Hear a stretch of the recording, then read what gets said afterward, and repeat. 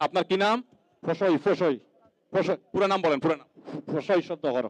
শ্রী প্রশয় শব্দকর। আলহামদুলিল্লাহ, আমরা দেখতে পেলাম যে আজকে আলফা ইসলামী জনকল্যাণ পরিষদের পক্ষ থেকে একজন হিন্দু ধর্মাবলম্বী ভাইকে নগদ অর্থ সহায়তা করা হচ্ছে আলহামদুলিল্লাহ। এবং এই অর্থ সহায়তা করা হচ্ছে যাকে তার পেশাটা জানতে চাই। আপনি কি করেন, পেশায় কি করেন? রিক্সা চালায় খান, মাশাআল্লাহ। ভাই রিক্সা চালক, তাকে আলহামদুলিল্লাহ পুরস্কৃত করা হচ্ছে। নগদ কত টাকা আছে এখানে?